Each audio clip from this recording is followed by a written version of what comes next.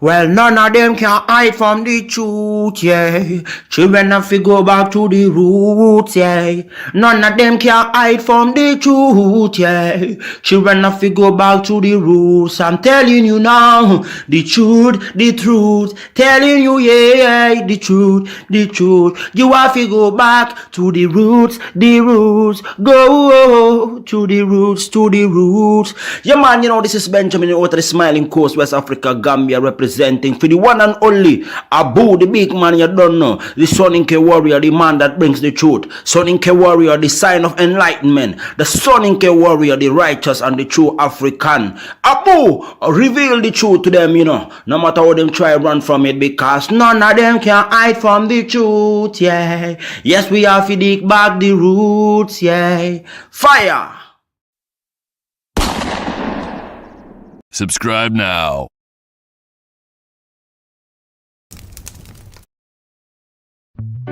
I remember the days, all those years ago that never fade away. And I remember your face when you hit the ground. I can recall the time and place on a midnight walk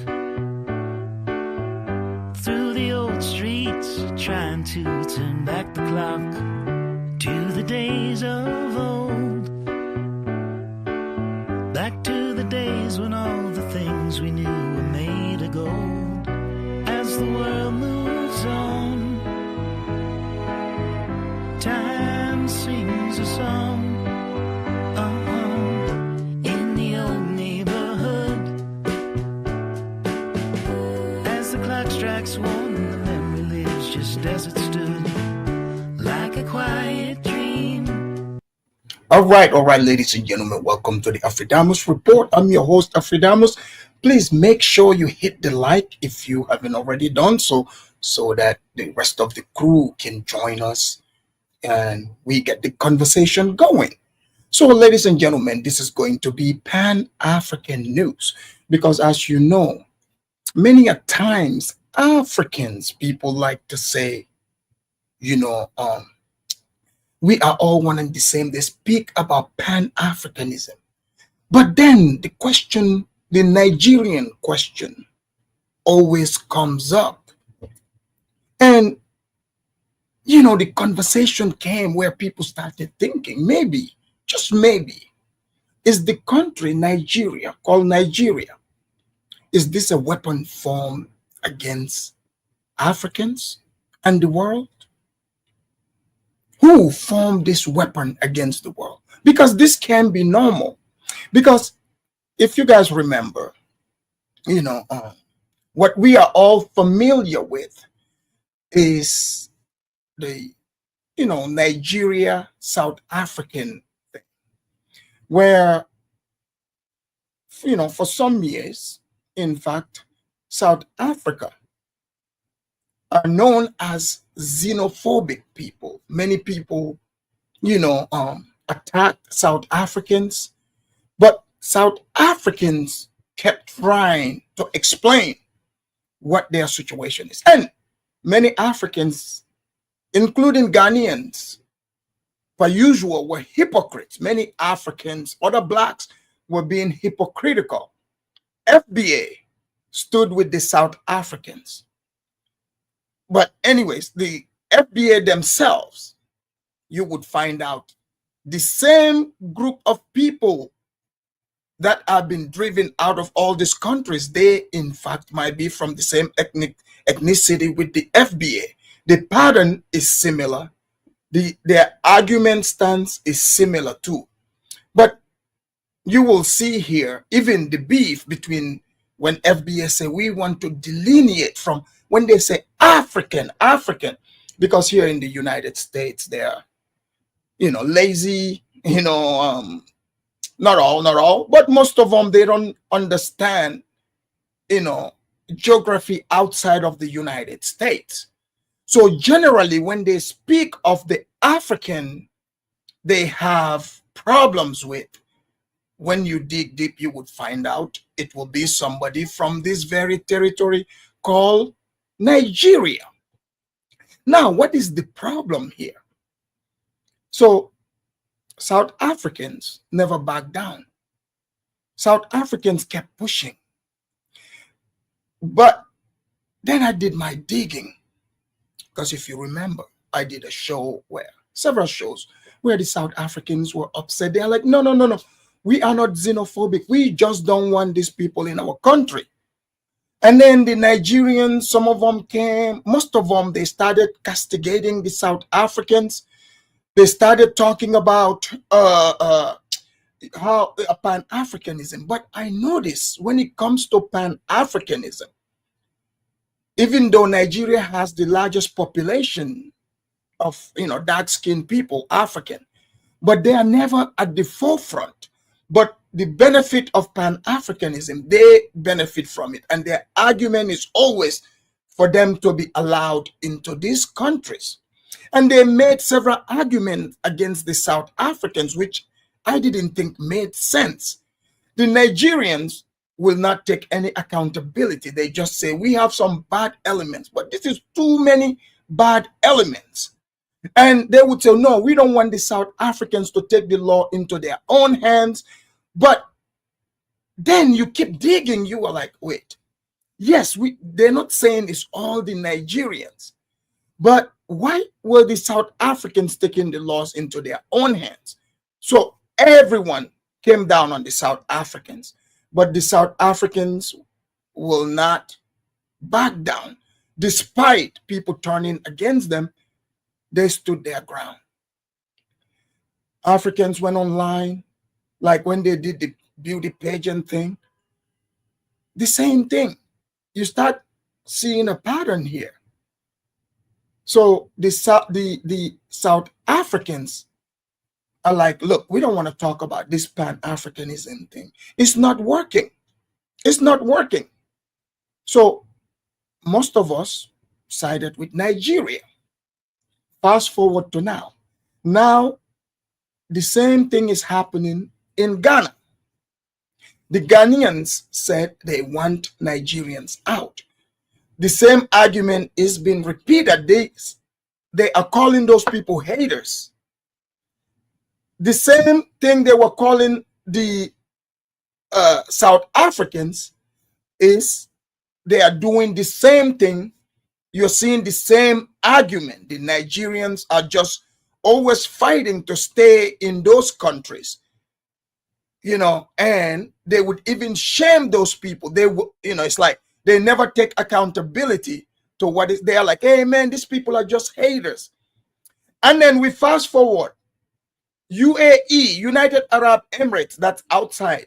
They are not Africans. They also ban Nigerians. The United States, even though they banned other African countries, but they named Nigeria by name to say, we are not issuing you visa to come and give birth to children. Because, apparently this is a thing with Nigeria and China specifically, where the Nigerian politicians, since they have all the money, they would make sure their children, would be born, here in the United States.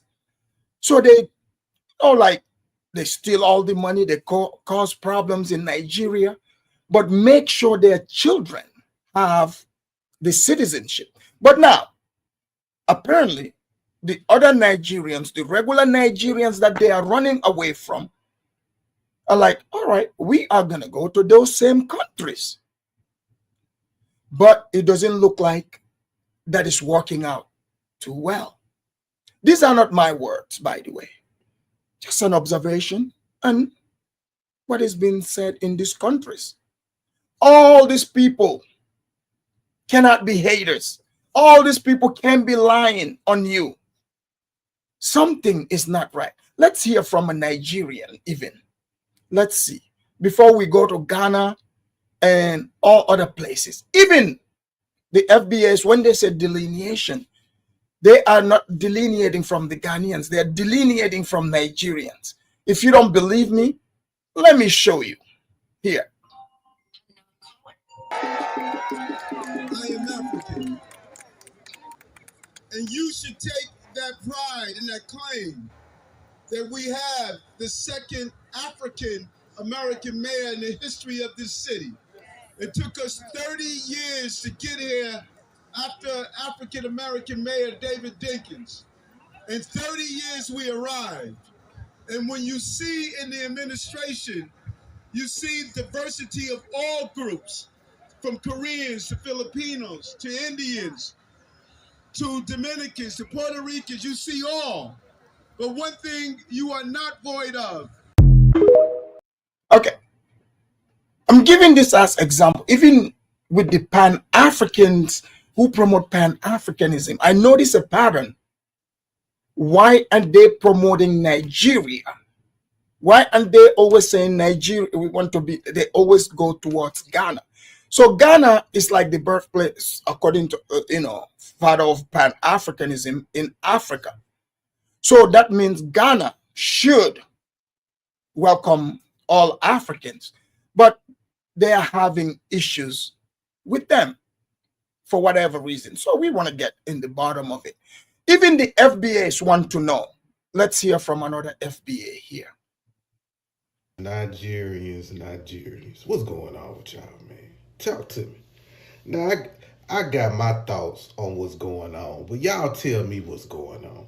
Why is all these countries don't want y'all in their homeland? Even countries in Africa don't want y'all there. Now, Trump just passed a little thing saying, hey, y'all just got 3-month visa, and that's it. Y'all got to go. What's up with y'all? I'm seeing a lot of places kick out Nigerians. I don't see hardly any other group of people from different countries get kicked out like y'all get kicked out. Turkey don't want y'all. Kenya don't want y'all. South Africa don't want y'all. USA don't want y'all. What's the other place? Ain't it Dubai? I don't know. I might be wrong. Dubai don't want y'all. Malaysia don't want y'all. What is y'all doing? What is y'all doing? The reason why people don't want y'all in their country like that. What was going on? So, you see it. If in the FBAs are concerned. All right, let's check this other video out.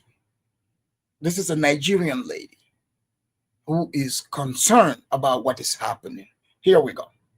This week, just this week, listen, number 1 is UK, US, Canada, and UAE. Number 5 is Qatar. They say Qatar will soon ban Nigeria. Nigerians, what is going on? What are we doing wrong? Qatar is going to ban Nigeria as well. They said because of the activities, the bad things that they are doing in Qatar right now. Why are these countries banning us? Is it because of the high rate of which we are traveling? Because we have the syndrome in Nigeria, yes. Or is it because of a rising case of crime and misconduct by our people? Because let's take a look. Because they said last week, they duped Donald Trump, almighty Donald Trump. Now they are banning all Nigeria from all countries. What do you think might be the reason behind this increasing strictly visa policy against us? But even though UK and US visa ban are not only for Nigerians, they just upgraded their immigration policy. But what of Dubai and UAE? They literally say that Nigerians from 18 to 45. Canada. Like, what could be the reason? Is it because of our bad attitude? You hear that, right? This is from a Nigerian, a concerned Nigerian. Let me show you this news clip that she was referencing. Here, let me show you. So online, there's many who, they might be of that criminal class. They like to downplay it for whatever reason. So it looks like when it's bad, they call themselves African, but good thing they are Nigerian. There's like an element of them where they just tie themselves to all of Africa and Nigeria so that they can do what they do without anyone saying anything against them. So let's hear this CNN clip here. Administration is expanding its travel ban now to 6 additional countries. All immigrants from Myanmar, Eritrea, Kyrgyzstan, and Nigeria will be banned, and green card lotteries will be restricted from Sudan and Tanzania.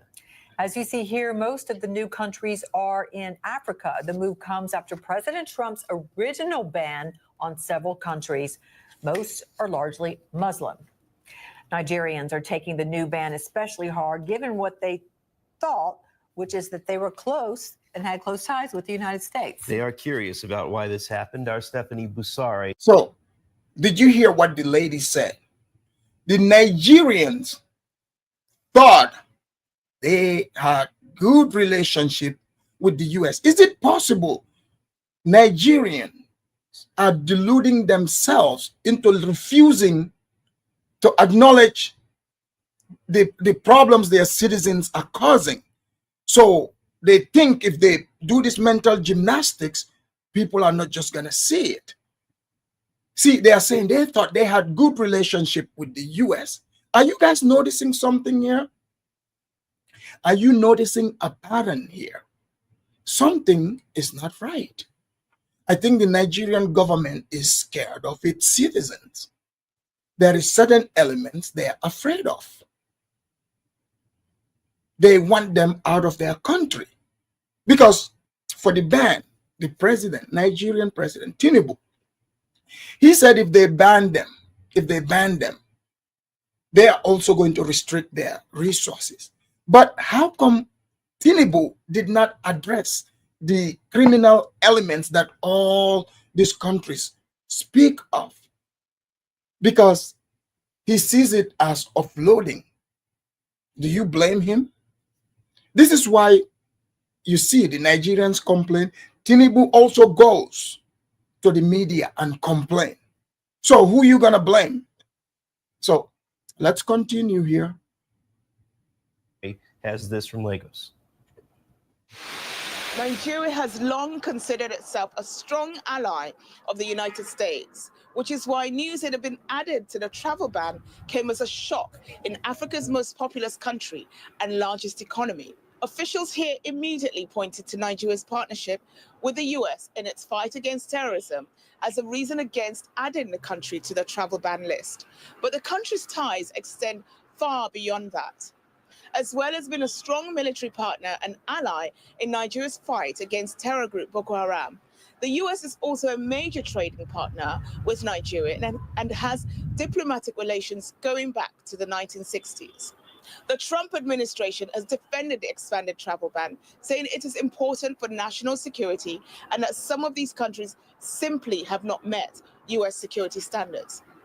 President Buhari's administration has responded by setting up a committee to work with the US government and Interpol to ensure that Nigeria complies with global security standards, a spokesman said in a statement. Nigeria remains committed to maintaining productive relations with the United States and other international allies, especially on matters of global security.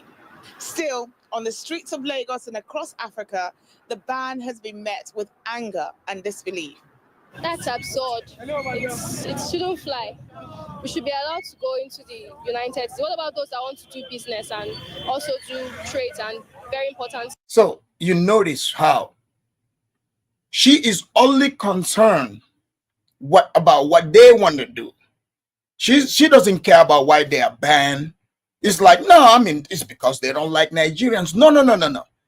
She is not even concerned about why they are banned. She is only concerned about why they should be allowed to go in. She's not, but watch. So when people say this argument is only online, you better remember the people that argue online are actual humans. So I'm just pointing a pattern here. This is her logic, and that's the same argument you see in online. Feeling, no, like I shouldn't be restricted. I should be able to enter these countries. This is the mindset. So, which explains the jackpot. Here we go. Stop there. When it was first introduced 3 years ago, the travel ban quickly became known as the Muslim ban by the president's critics. The expanded ban... Audrey, that's not an old video. If you listen, it's saying during Buhari's time. So, but here we go. Which now includes Nigeria, Eritrea, Tanzania, and Sudan. So did you hear those countries? So that tells you it's new. It's not, they're just giving reference to what Buhari, the adjustments he did back when he was there. It's now been dubbed the African ban because it primarily targets African nations. US lawmakers have criticized the expansion as discriminatory and racist. Joe Neguse, a Colorado Democrat in the US Congress, lashed out. So this is a Democrat, obviously woke. This is people that use racism. He's an Ethiopian American. You notice they banned Eritrea. He's not fighting for them, but he's gonna pretend, oh, we're fighting for Nigeria. That's why I said, is Nigeria the weapon to destroy, you know, whichever country they want? These politicians, they back them for whatever reason, but you will see. Out at the ban on Twitter, saying, as a son of Eritrean refugees, let me be clear. The president's travel ban on African countries contradicts our American values and the promise and refuge our country has offered to immigrants and refugees for centuries. It is wrong and we must oppose it. Yeah, so you seen and heard that. Obviously, this Mr. Negusi is pretending, you know, this is, they got to do that, right? That's one news clip. So let's go to this. I have this video. It's very interesting. There's a Nigerian guy who, you know, he put out a video and he made sense about what the government of Nigeria should do, because the people online, they are saying, no, you people in your country should deal with our criminals. This is the same criminals you could not handle. People don't understand why these people have that criminal mindset. So you are telling the rest of the world to deal with them. How else are they supposed to deal with them when you yourself can't deal with them? So let's hear what this guy thinks the government should do. He's a Nigerian. Here we go. Ability to coexist with other people in their country before allowing embassies in Nigeria to grant us visas. Because the rate at which our brothers are constituting nuisance in other people's country is getting out of hands.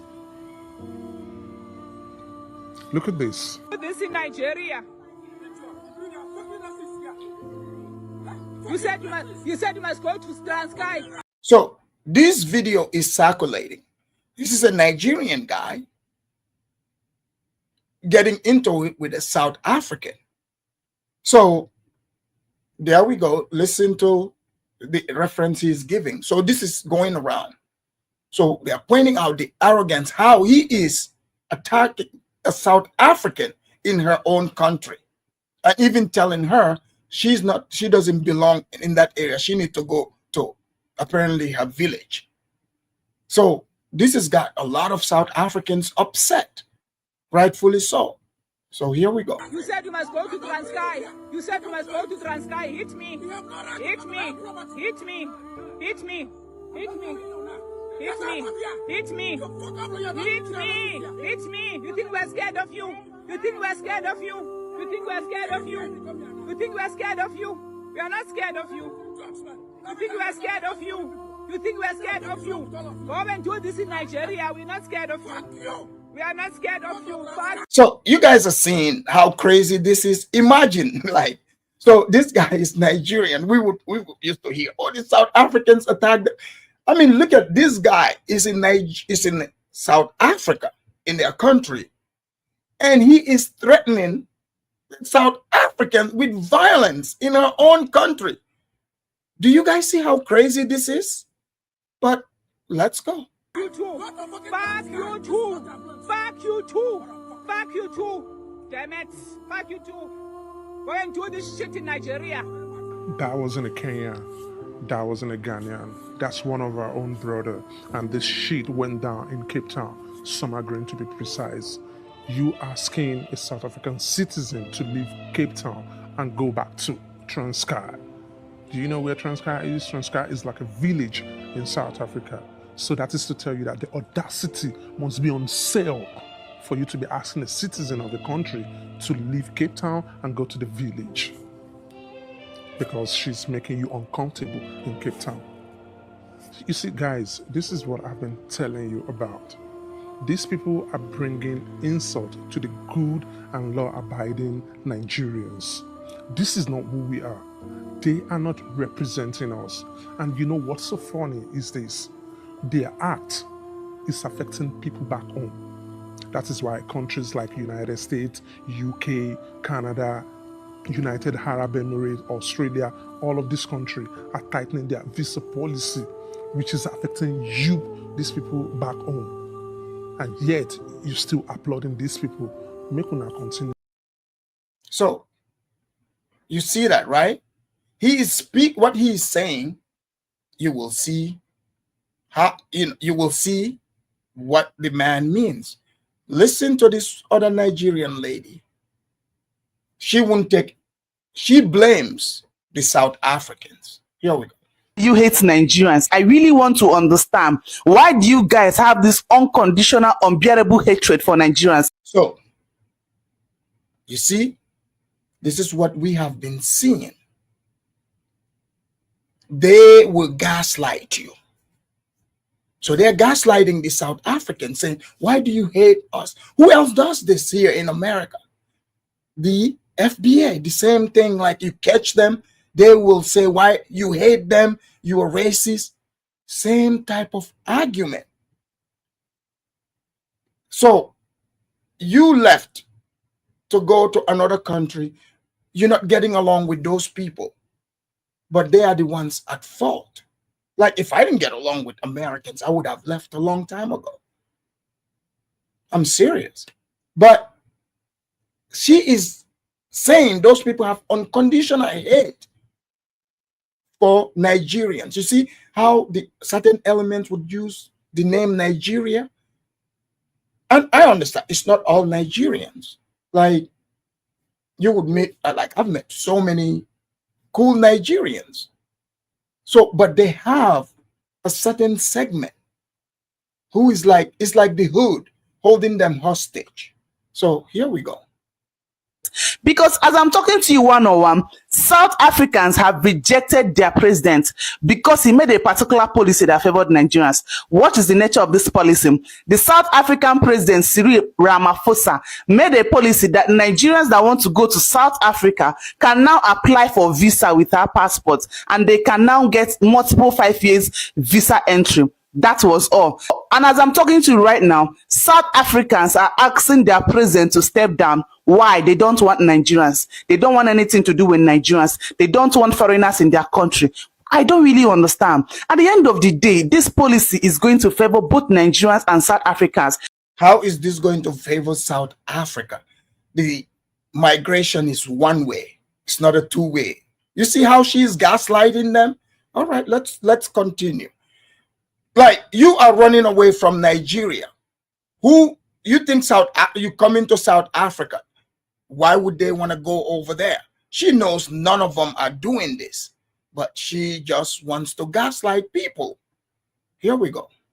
Because we are going to go to South Africa without any restriction. Why South Africans can come to our country without any traveling restrictions? But I don't really understand why this unconditional hatred, unbearable hatred for Nigerians. At the end of the day, we also have South African investment in this country. We are using MTN, DSTV, their ShopRite. We are all accommodating it. We have zero hatred.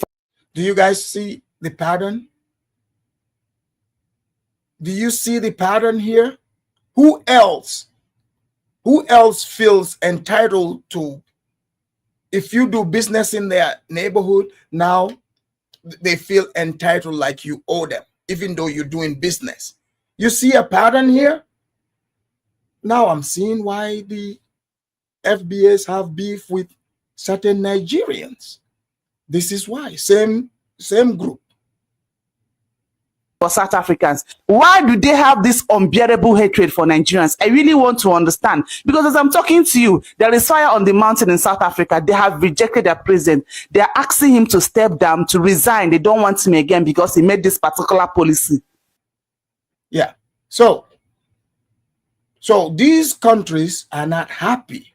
let me show you the South Africans.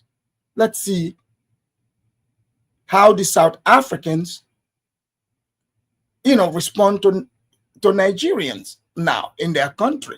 They're not backing down. Africa for South Africans. South Africa.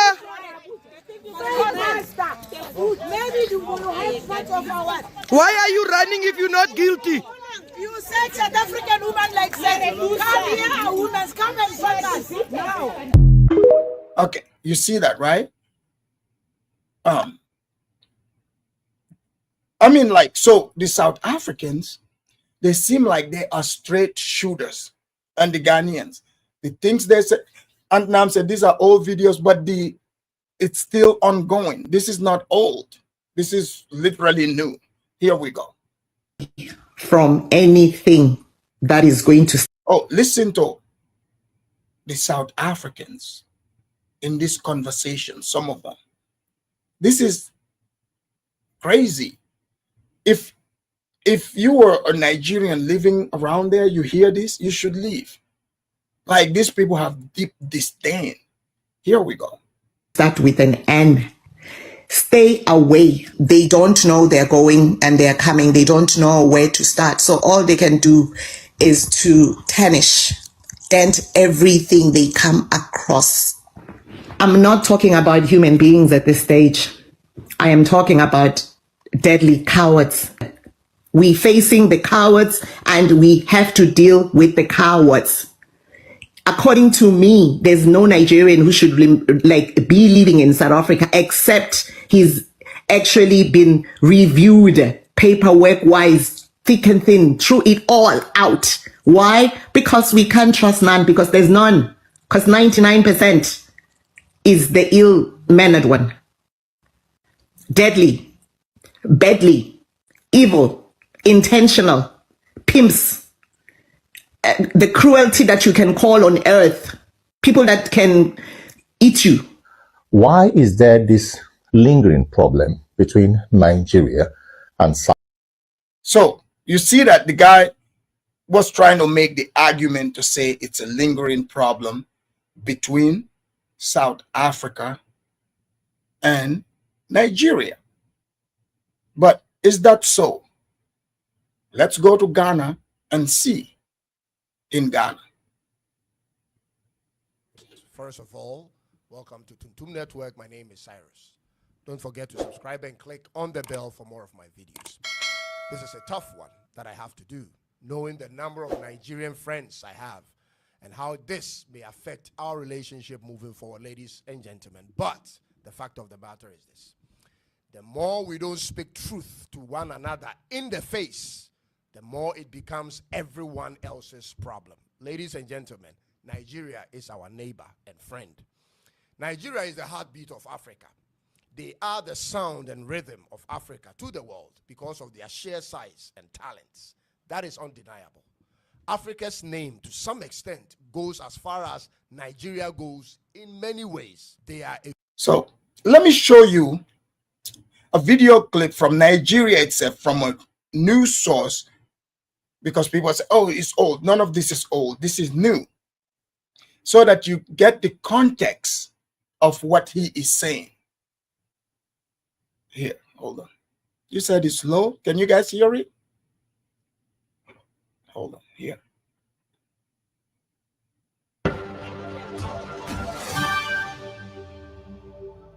Now to Ghana, where there have been renewed protests seeking the deportation of Nigerians from that country. Large numbers of demonstrators took to the streets holding placards, various inscriptions alleging that Nigerians were behind armed robbery and violent attacks, mass prostitution, kidnappings, and ritual killings. So you heard, like, Antnam was saying, old video. You notice in South Africa, they were saying the same thing in that video. In Ghana, the same exact thing. This is like new video, just few hours ago. Here we go. In 1983, Nigeria's former president, Shehu Shagari, cited similar issues of rising crime and economic pressure as justification for the mass expulsion of more than 2 million undocumented Ghanaian immigrants. However, the deportation did not actually start with Nigeria. Ghana was the first to launch the onslaught, ordering 3 million migrants, mostly Nigerians, to leave Ghana in 1969. Well, Basharu Dele Momodu is a former PDP presidential aspirant and publisher of Ovation magazine who has lived in Ghana for nearly 30 years. So, you've seen that, right? So there's a history. There's a history there behind all this. So, you guys said, hold on. You guys couldn't hear that guy? Let me try to play it again. Force to reckon with, and that force, ladies and gentlemen, how's the volume? Can you guys hear it? Is also a problem to deal with. This is a country its people speak the loudest, both within and outside their borders, in spite of the many terminal challenges they face every day. This is a country whose spirit isn't easily broken, and if you are objective. Hi everyone, I hope everyone is doing great by the grace of God. Hold on. The other video, could you guys hear it? I mean, that's the maximum volume. Okay, good. Let me bring it back. Is Audrey trying to gaslight the show so that we don't hear this Ghanaian speak? Here we go. Let me let the Ghanaian talk.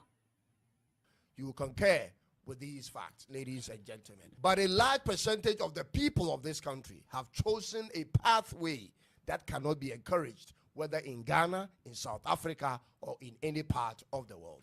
And this is what they have done. Ladies and gentlemen, they have given up on the fight to fix their own country and resorted to looking for what they couldn't achieve or cannot achieve in their own country, in other people's countries. And ladies and gentlemen, this shouldn't have been a problem because every other African country actually does it. Except that they are looking for this success by any means necessary and in the shortest possible time. This is the canker that plagues majority of young Nigerian immigrants anywhere they go. Shockingly, ladies and gentlemen, they are of the view that people outside of their country are not as driven and aggressive towards becoming successful as they are, not knowing that it is those same tendencies that's made their country the mess it is in. So you guys are hearing this, right? So this is death to pan-Africanism. This is a Ghanaian guy. You know, he's basically laying his case out why they don't want Nigerians in Ghana anymore. Here we go. Many of them are therefore driven into all sorts of illegal enterprises anywhere they settle. Getting rich by all means necessary in the shortest possible time. This is what Nigeria is being known for now. Who doesn't want this? But is that acceptable?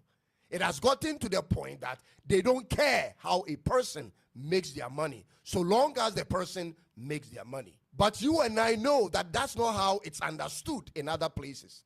Nigeria, your people are running from your country as though the entire country is at war. Both men and women, young and old, to every other country.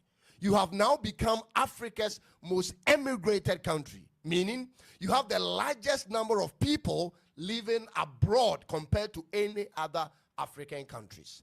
This was true 20 years ago, ladies and gentlemen, and same today, and the number isn't slowing down because the factors that causes this is still expanding. Your social media content creators who indulge in politics.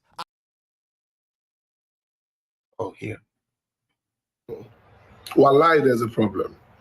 And whether we all address it or not, whether our government addresses it or not, there is a problem. And because me, I like to travel, I have to be traveling. What is going on, guys? Ghanaian people, watch this video, watch this video. No, stop robbery. We are sick and tired of Nigerians in Ghana. This is a peaceful walk. It's not a demonstration.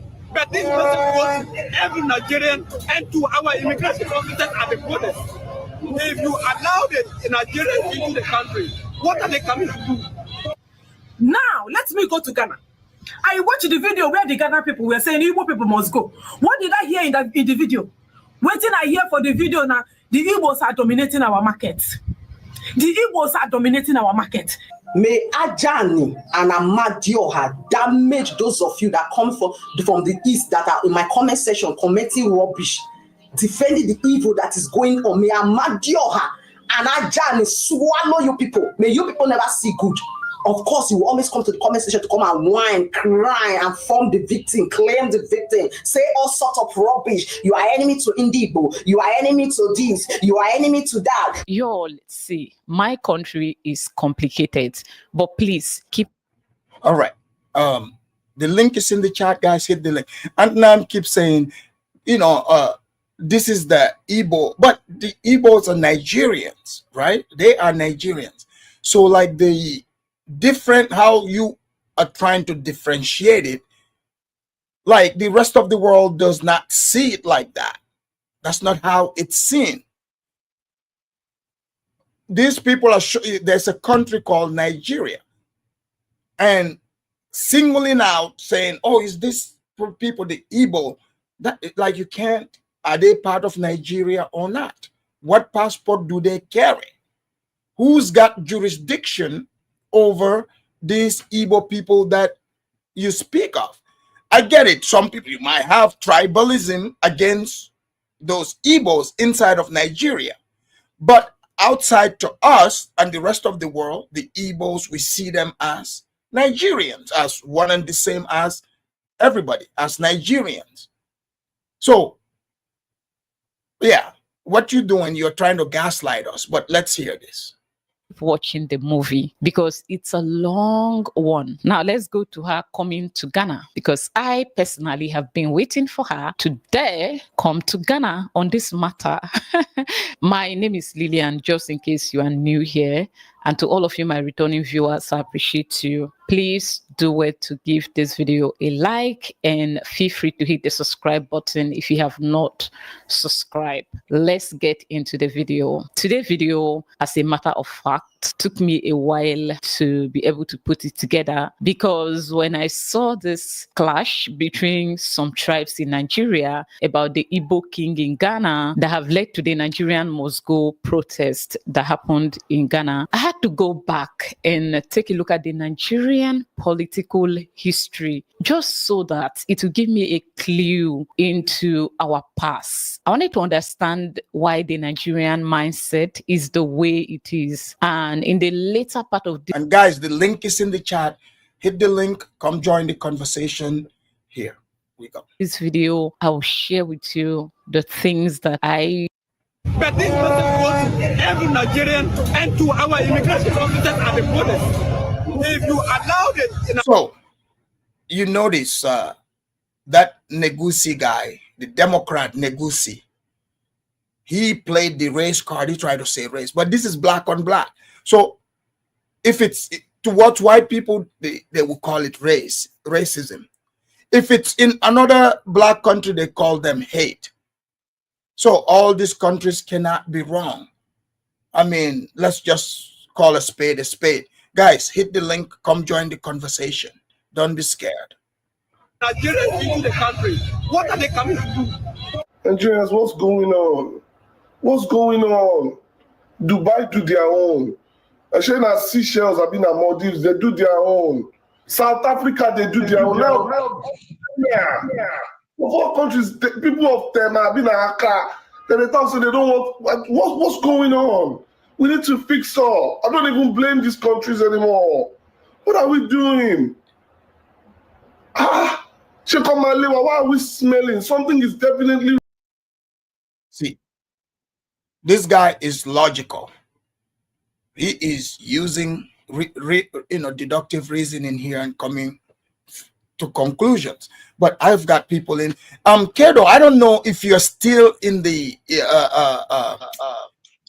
YouTube. You gotta click off because you're echoing.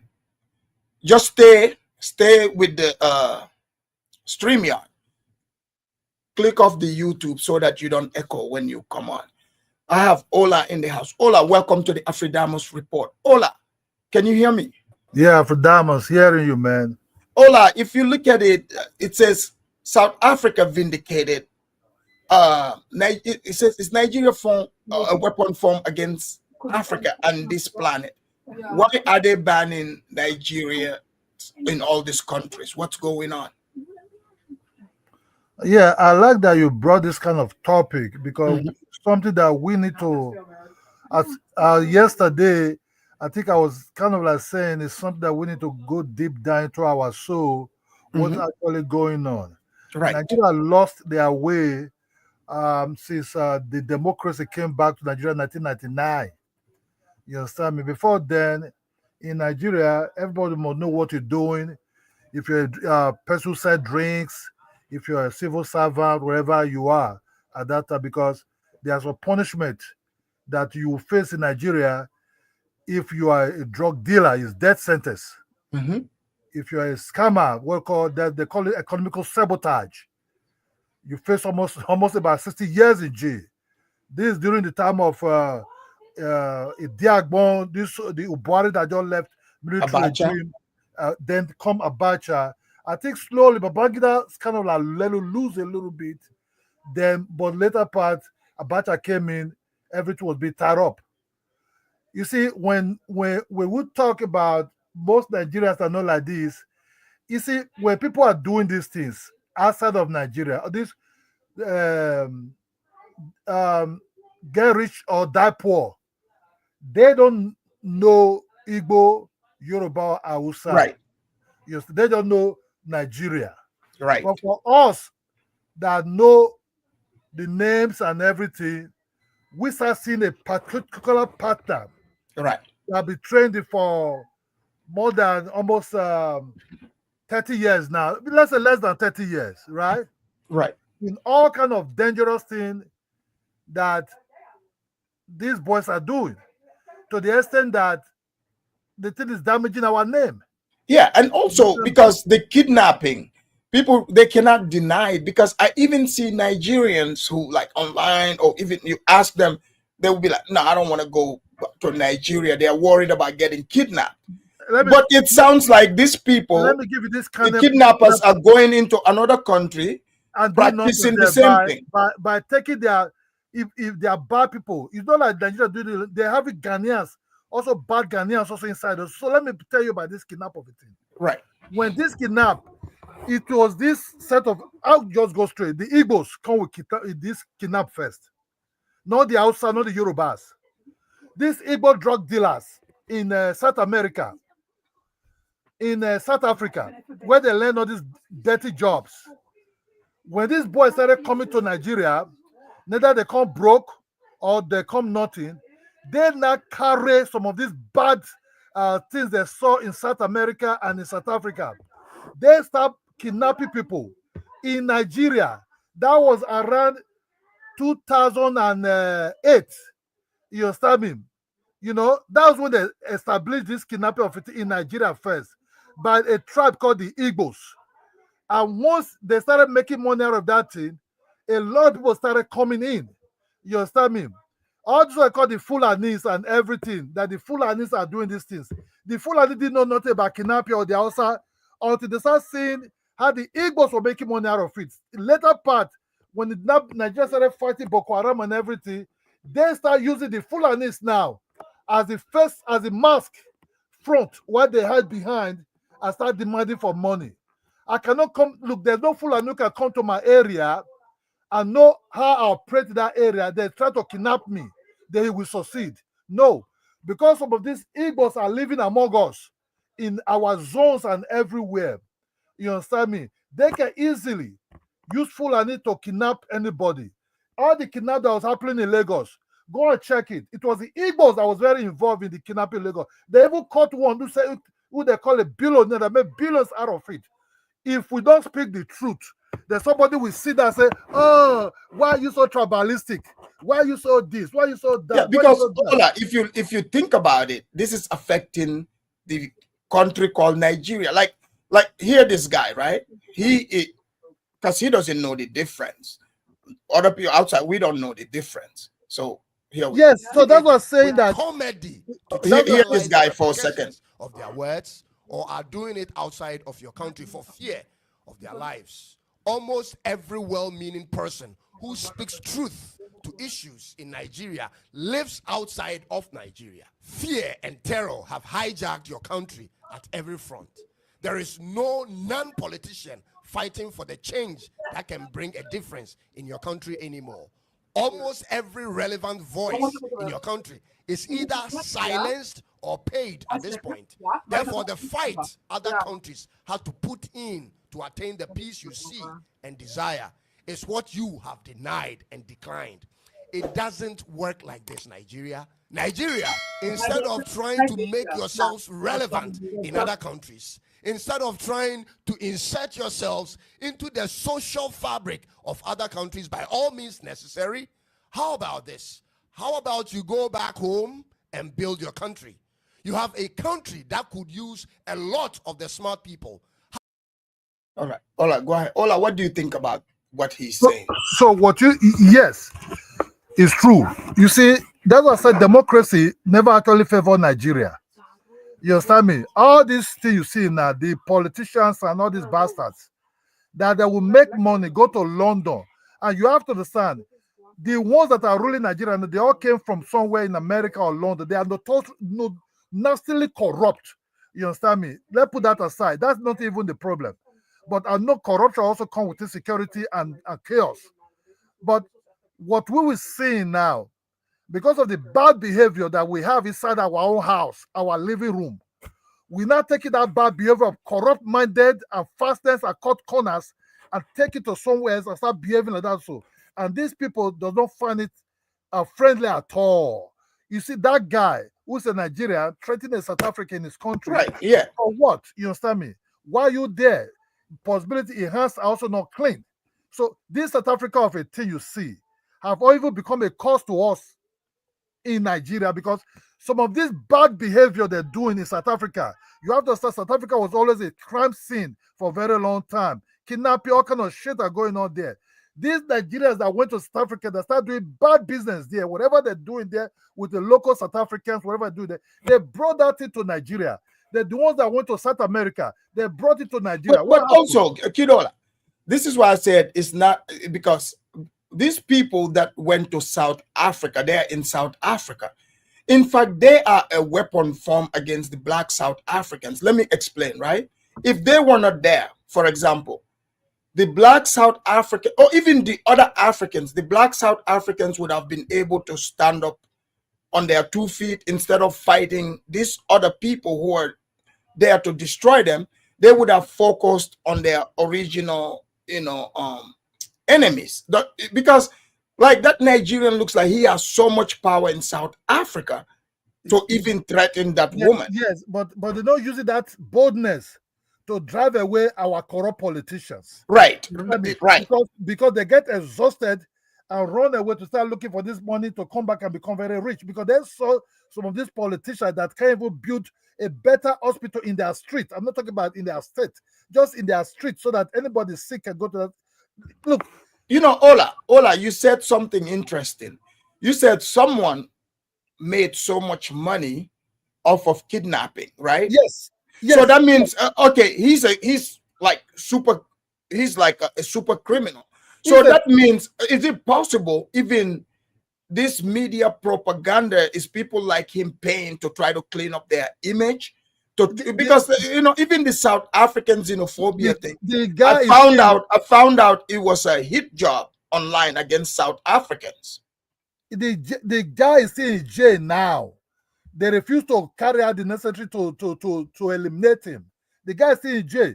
Is the guy, after kidnapping Igbo billionaires, he now went after Yoruba rich men. You understand me? If you don't treat this thing in time, our law enforcement did take this thing serious in time, because everybody will get it caught, everybody will get it, everything. Somebody will be around you, will be looking at you. If you dress well or you think you have money, he will come and kidnap you. You understand me? Why are they doing this outside of Nigeria, though? That's why I told you that when they go to some of all these countries and they have a locals, because Nigeria cannot operate in these places alone. They have to hold the bad ones also in these countries. No, but what I'm saying is, right, because in these countries, because it like South Africa, I'm sure, you know, they have their own criminals there, but and Ghana's too. But these behavior, because the Ghanaians and South Africans are very much outraged by kidnapping and ritual killing. This is very, it sounds like this is very foreign to them. Let me tell you something, right? The other thing is also, I'll give you just to, you know, in South Africa, way back, it's 90s, 94, 95. We started hearing kidnapping in South Africa. Right. You understand me? Kidnapping and everything.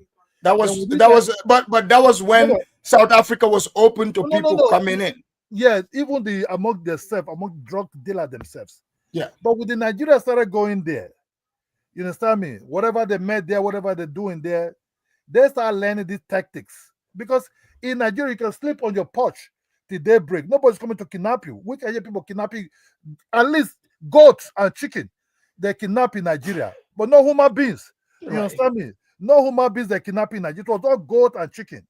When kidnapping of human beings started bringing head out, that was in 2008.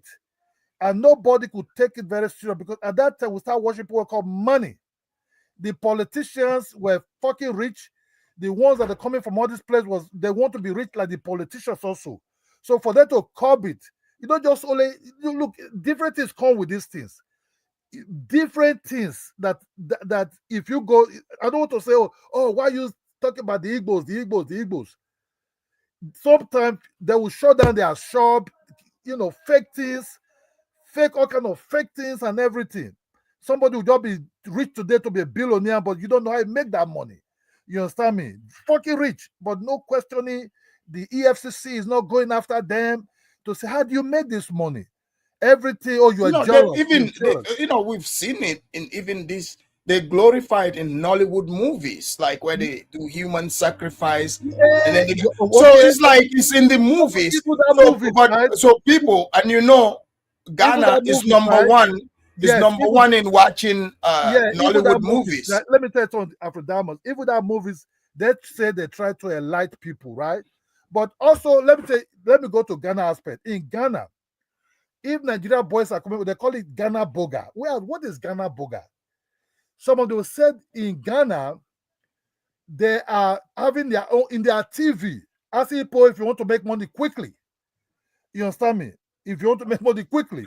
No, Boga is like someone who's traveled abroad and he came back home with money, pretty much. Hustle. Hold on. They say if you want to make money quickly. All these are money rituals type of things also. So we start seeing our young men. The money rituals is hold on. Let me just say hold on, Zongo. Let him finish and then we go to Kedo. We'll come to you.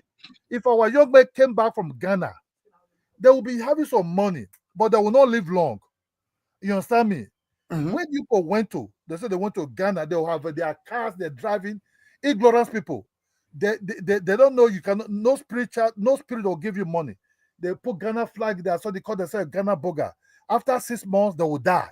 You understand me? What is hell is all these things? You understand me? That's when Nigeria. So like they would wait, why would they die? They will have some initiation in Ghana there. So like that is like a ritual thing. Like so it's like selling your soul to the devil. Like they sell their soul to the devil. Wait, so they know they're gonna die in 6 months and they still do it. They will still do it. They will come back from Ghana. They will come back from Ghana. They will have some money, but they will not last. You know what I mean? They will not last. They will just die. Our young men started trooping towards that place. Some of them, I don't understand how they escape Ghana. That's what I say. How they able to sell Ghana to Nigerians? That if you come to Ghana, it's like Switzerland. There's money everywhere. I'm going to Ghana. By the time they come to Ghana, they don't see no money. They don't see, even the Ghanaians are looking for a job. Then they now become very desperate. I think they don't want to come back home broke. I think some of them now befriend some of these Ghanaians also, who also have bad mind and they can also commit crimes also. See, you cannot come to somebody's country, you start doing nonsense. You must have to have somebody there. The Igbo man that start making big mouth, arrogancy and everything. you know, all these things is us. We have to blame ourselves. Our bad characters, some of our bad people went to all these neighboring countries and everywhere. They want to make money by all costs without not being very, very patient. For you to make money, you have to be patient. Neither you succeed. If you do succeed, accept it like that and live your normal life. But see, in Nigeria, they worship money, and police escort these evil people who make money in a very dubious way. People like us that try to make money in the honest way, try to get, you know, pain, and whatever you make, that's what you're gonna accept. You can see yesterday what that Igbo boy was insulting, say, I'm jealous. Even started insulting me. I cannot defend you people anymore. You people are destroying our name, and we will call it out the way it is. Thank you for Thank that. you. Let's bring in Kedo. Kedo, go ahead, Kedo. Unmute yourself, Kedo. Kedo, are you there? Going once, going twice. All right, Kedo, it looks like his network is not responding. Let's bring in Zongo. Zongo, welcome to the Afridamus Report. Yo, greetings, Afridamus. Can you hear me? Yeah, loud and clear. Zongo, what's your take? You know, like, me, I want to start by saying that, you know, like, I mean, I just want to, like, you know, like, narrow it down on Ghana because that's where I'm from. I don't want to generalize. Oh, Keto, you want to speak now? Yeah. My connection was giving problems. Sorry. What I I hope want your to say connection wasn't kidnapped. Oh, Go since ahead. I started, you want to let me go first since I already started? Yeah. Oh, so the thing is, like, in Ghana, like, nobody's saying Ghanaians are holy people. Like, you know, Ghanaians do internet scam too as well in their own country. They have their own version of like I calling, was. like, Keto, let me finish first since you just started early. Yeah. I we need to actually tell people the truth, and the truth is, Keto, especially is he yes. listening? I already started, so can you allow me to finish before you start? Yeah, Kedo, Kedo, let him finish. Is your network gonna be okay?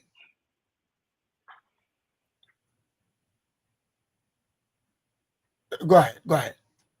So, like, I mean, nobody's denying that Ghanaians don't do internet scam. They do internet scamming. They do.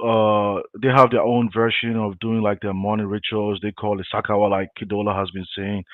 A lot of the times, you know, they have their own like robberies or something, right? I mean, but kidnapping is something very rare. I mean, I grew up in Ghana. I rarely um thought about kidnapping and stuff like that. You know, you can really travel along the length of breadth of the country without having to, you know, worry about just being kidnapped, right?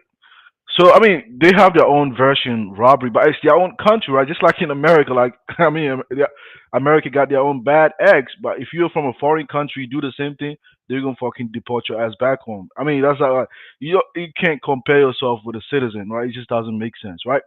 But the point I'm trying to say is that when for me personally, Zango personally, even the whole Igbo King issue, it wasn't really big. It was just some internet Ghanaians that on the blew this issue out of proportion, and it was just politician just took advantage of it. You know, because he's He's always been always been Go he's ahead. always been preaching about you know Ghana for Ghanaians. You know, he just took advantage of it, and some emotional Ghanaians Yeah, just but Zongo, what about in South Africa, No, I'm not. UAE, I'm gonna address. USA, No, all these places? I'm gonna address that. I'm gonna address that. So this issue is currently, like, based on what I'm observing, is really boiling. Like, what are some of the issues that is really boiling in Ghana? Like, they see like boats, like the Uber drivers when it takes.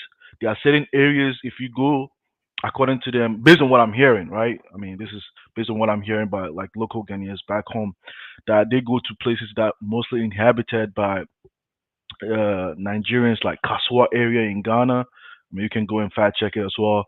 I mean, sometimes, you know, they beat the Uber drivers and rob them, you know, and some Uber drivers. Like, you mean the Nigerians are doing that?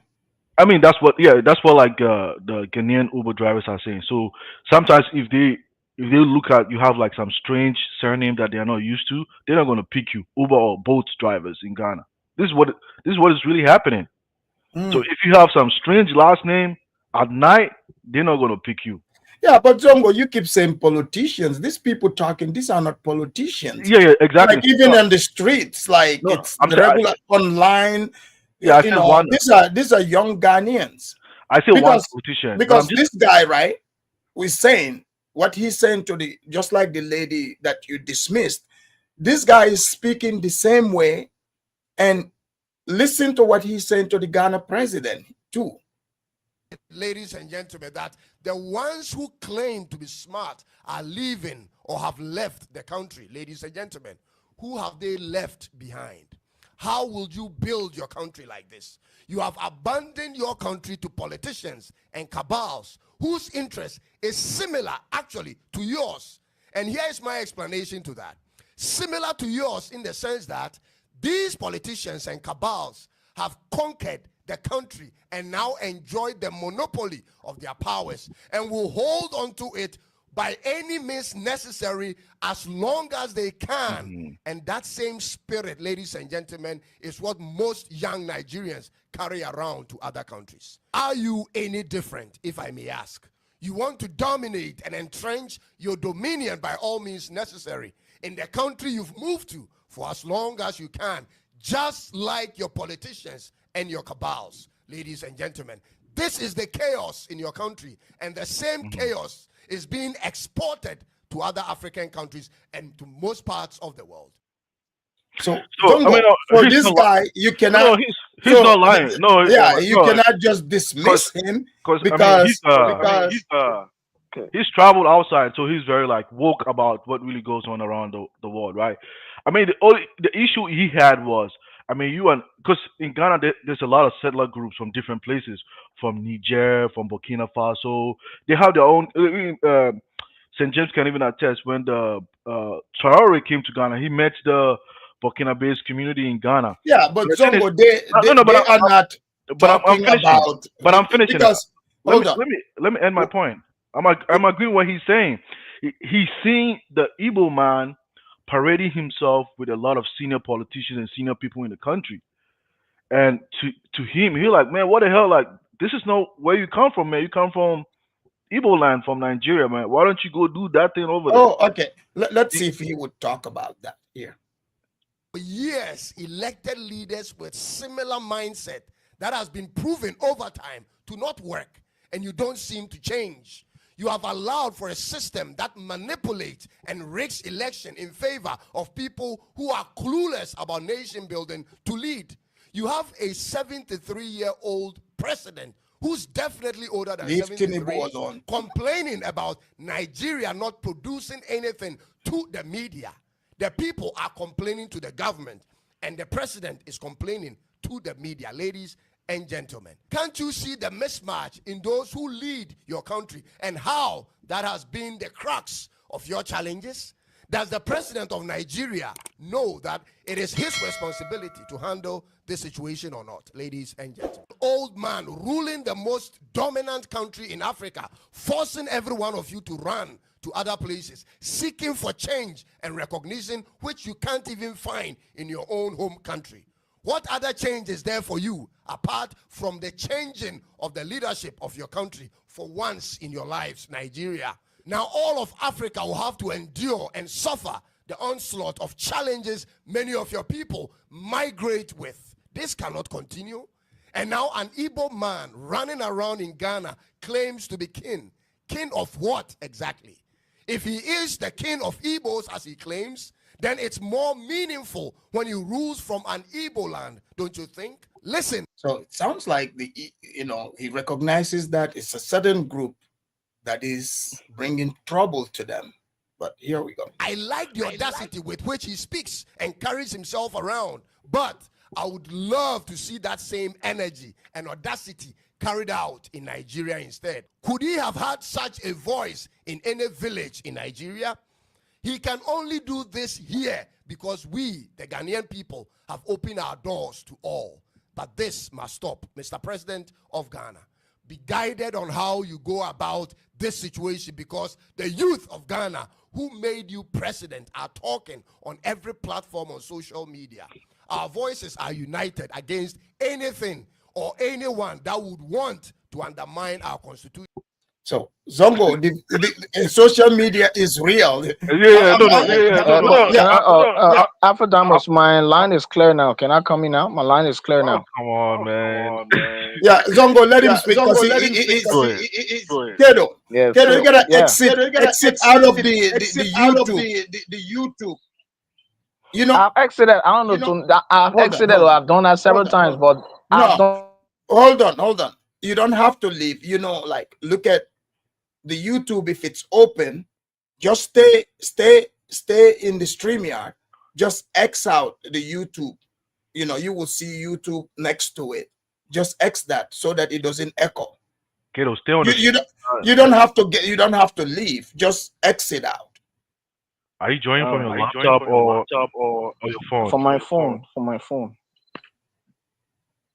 Okay, guys, let's just mute and let him speak. Go ahead. Go ahead. All right. So yes. Yeah. So I was talking there. I said that the last time I said it all the time. I've noticed that I learned this from an elder, and they said that when somebody is doing something and they are getting praises, sometimes they should be careful, or else pride will come in. And when pride comes in, too much of pride is not good. It brings about problem. We all know that Nigeria have contributed a lot to Africa, and other countries are also contributing. But and because of the praises that Nigerians have gotten over the time, I noticed that some of them have gotten like pride with it, and they should be those Nigerians that are showing those proud attitude in other African countries. They need to be humbled. The other Africans need to tell them when they are wrong.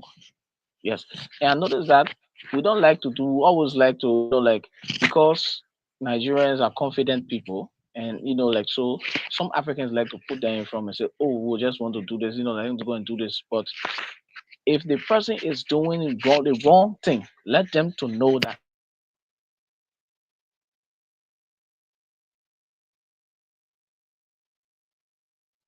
Are you there? Are you there? Oh, his network got kidnapped. Go ahead. He's using Obama phone, man. Nah, Yeah, I mean, his network. The so moment he start talking about the I'll tell Igbo, you the reason why this Ghanaian dude spoke the way he spoke. See, this Igbo he came in '95. When he came, what he was selling? I think that was What? he was selling like cassette. This music cassette. This, but he just was able to package himself, and he was able to meet a lot of like senior politicians in Ghana. Even there was one time a senior politician, like a retired politician. I don't know if people know his name is President Kufuor, a very tall president of Ghana. But they're saying, let me finish. He even addressed him as the Majesty. And a lot of Ghanaians like, man, this dude just packaged himself. You just call him a Majesty. He's not a king from Igbo land. He's an ordinary Igbo person. You get what I'm saying? So a lot of people saying like, oh nah, man, this guy is probably a 419. Afrodamus, I'm going to stop on. I'm going to exit a show tonight. My internet connection is very causing problem for me. Okay, no problem.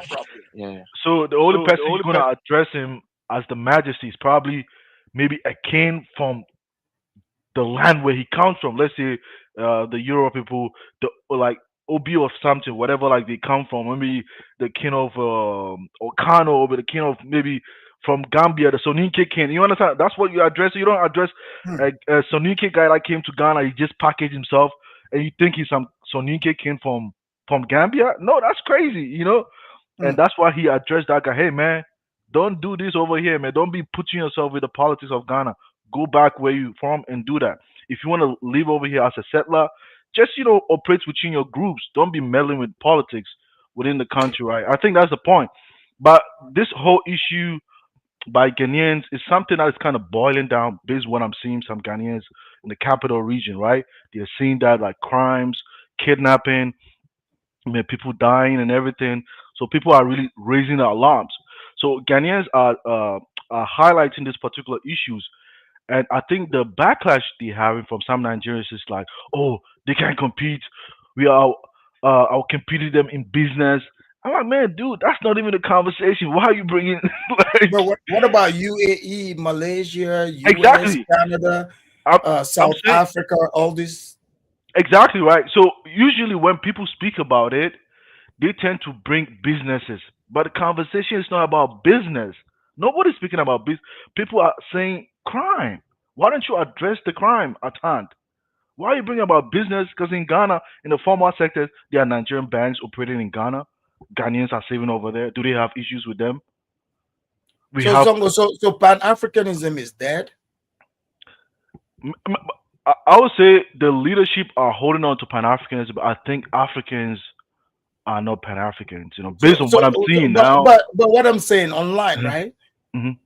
Ghana, South Africans are they like Ghanaians, they're collaborating with even people online. Like, so they're, it's like, are they forming, Africans forming an alliance Alliance. against Nigeria?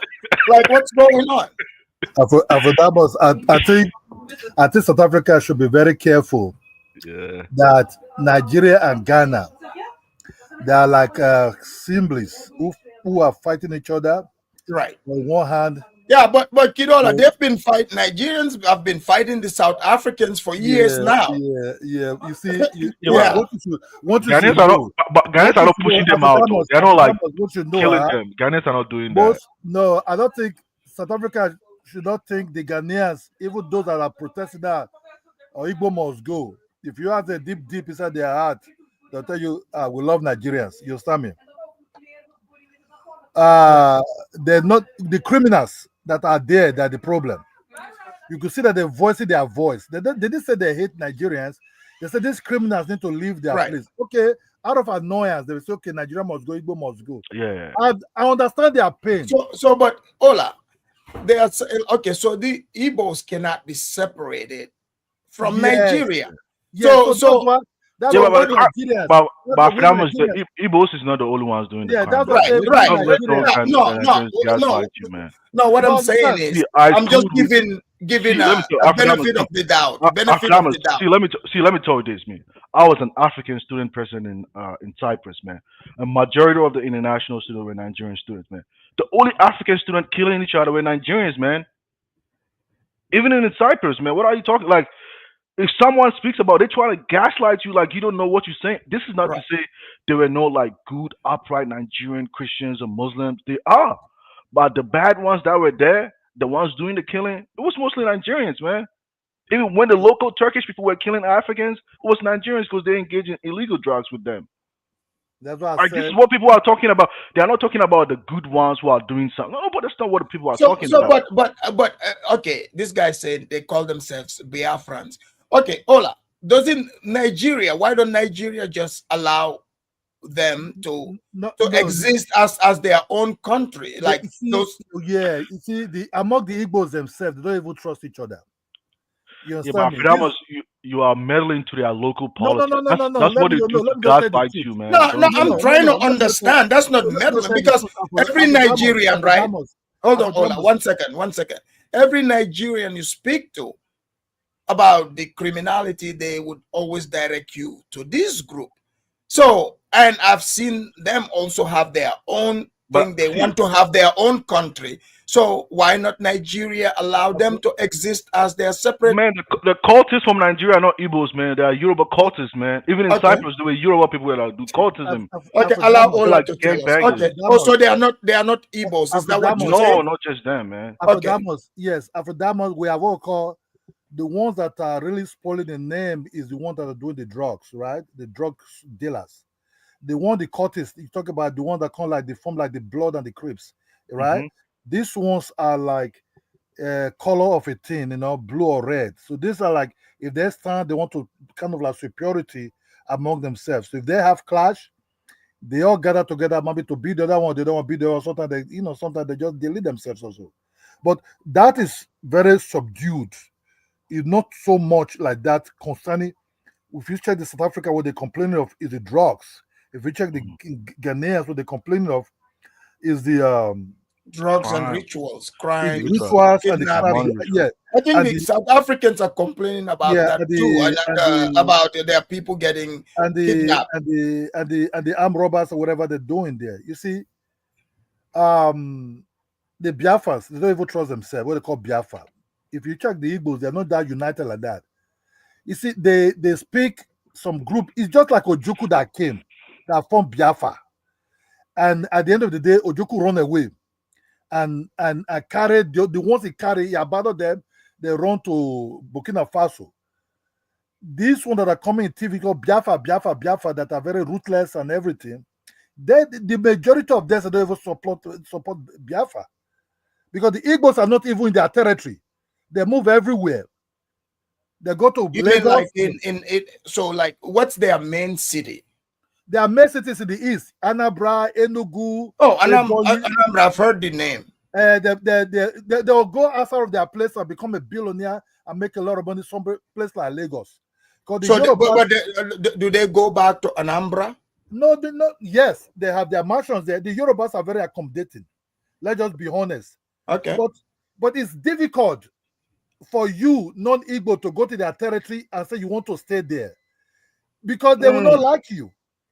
You will not. Oh, so that lady that was talking, she must be Igbo because they exist gaslighting, saying you can come to us. So, but they know you cannot travel and live in their territory. All. Me myself cannot go and live in Igbo land. They don't like even Fulani staying in their land, man. They pushing Fulanis away. Okay, wait. So then, if they don't like people, why do they travel so much?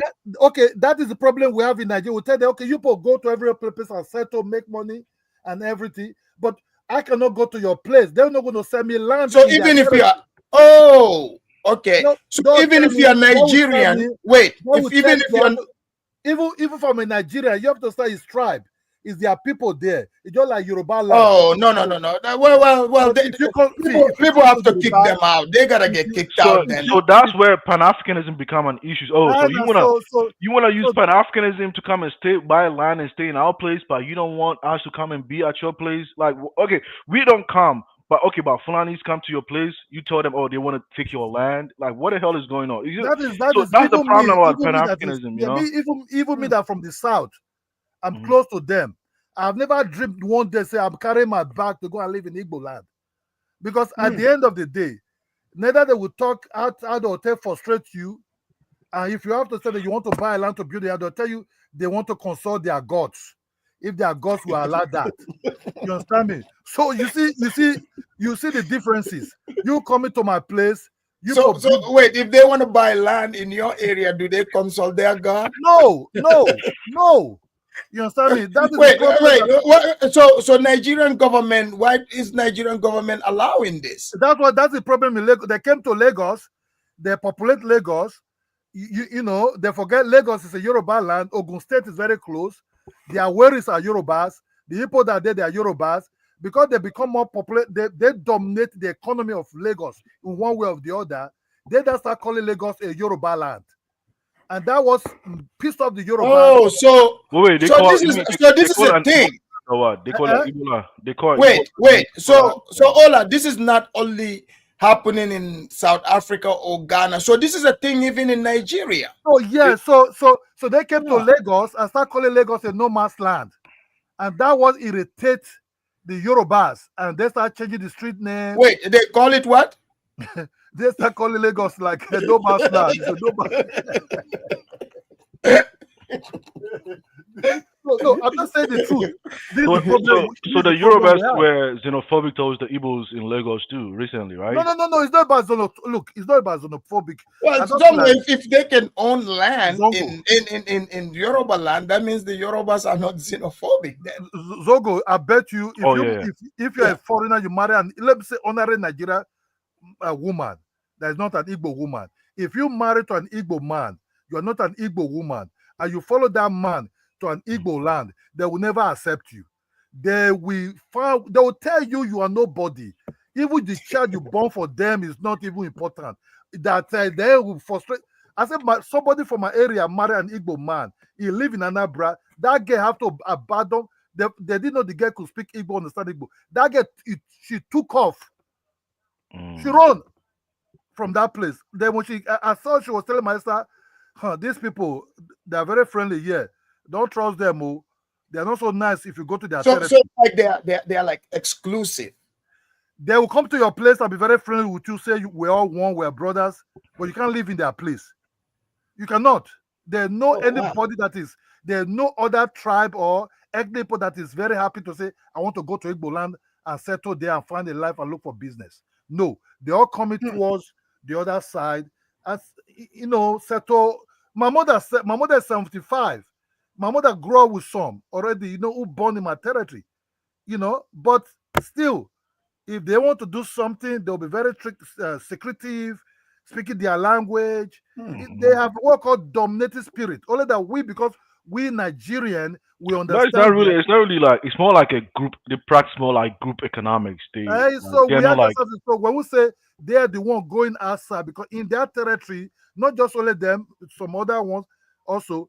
If there's a saying in Nigeria said, if you follow an Igbo man do business, don't share money with him inside the house, or it will kill you first before anything. Be outside and stay outside. Say, let's share this money. Let's share this money.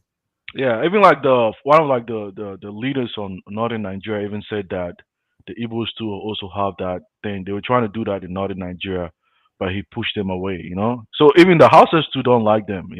If they don't stop, but the thing is, no. After that, I'm not calling them. I'm not trying to stigmatize them or whatever, but because they now forcing us Nigerians now, we have to be tagging them and telling them you are destroying the name. Vietnam, right? Because people outside don't see the difference. But Afridam, see, it's not just only them. Though. I have friends that live even in northern Nigeria today. Even today, I don't know them, but I don't think it's only them. Let me finish. What I'm even saying. My homeboy was telling me he's an Hausa guy from one of the states. It's called Birnin KB. And he's telling me, man, these Fulanis too are fucking crazy, man. They will fucking slaughter your ass. But I've never met a Nigerian Fulani outside. I hear about them. They don't come. Yeah, they don't come. Yeah, mostly Muslim. Most of them are very like the ones who are doing the slaughtering. They are very like the Amish people, very backwards, man. They don't. Right. They don't even. Yeah, like this. Like they don't travel outside. Yeah, exactly. What brought those people out? You have to understand is the corruption.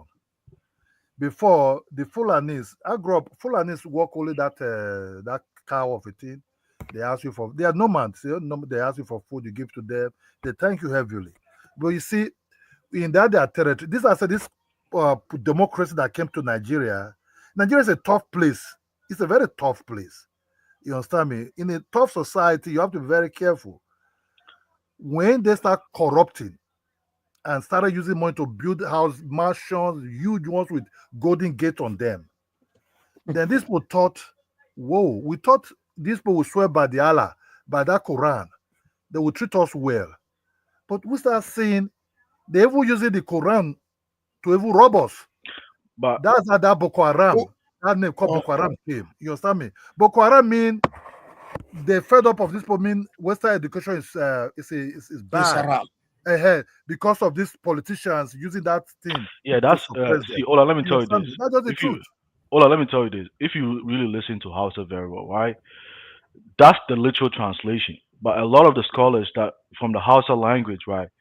All of these Boko Haram people, they are not dummy peoples, man. They have professionals, engineers, and those in the past. Like they've been all the imams that spoke against them, they were shot and killed, in Nigeria. So sometimes we tend to politicize things where we don't really understand the language, but it's far deeper than like what you just see on the surface. But one thing I'll acknowledge the Igbos. But then who's deleting the Christians in Nigeria? Man, that's crazy, man. I mean, that's because they even ask, they're asking the Trump administration to do something about it in Nigeria. Yeah, Musa Da Sebe, man, you went to northern Nigeria, man. You gotta come on the channel and just share your perspective. Because even me as a Muslim, I'm like, damn, like we don't do that in Ghana. Zongo, wait a minute. So are you saying here these Boko Haram people are like they are educated. The leadership were educated. The early leadership were educated. So they are dumbing down their foot soldiers. Yes, exactly. Yes. Man, Nigeria is more complicated than I thought. And I'll tell you this. See, even a lot of the Muslims from the north, they're like, "What the hell? Like, what is Boko Haram, man?" Like the Muslims, they don't even know what book. Like they're trying to understand. It's just groups that are hidden. They come and attack in the name of Islam, and they just kill you. And even me as a Muslim, I'm like, "What the hell is this, man? I've never heard of this shit before." Like, if the Quran says there's no compulsion in religion, why you gotta kill people if they don't want to believe in it? Like, what the hell is this? A lot of people are asking this question, right? So it's more like a political tool. But and I think this is where we gotta be very smart because sometimes people can use religion as a political tool to kind of cause division, right? Which is something that people gotta like really explore beyond that. But one thing I'll say about the Igbos is that they were right.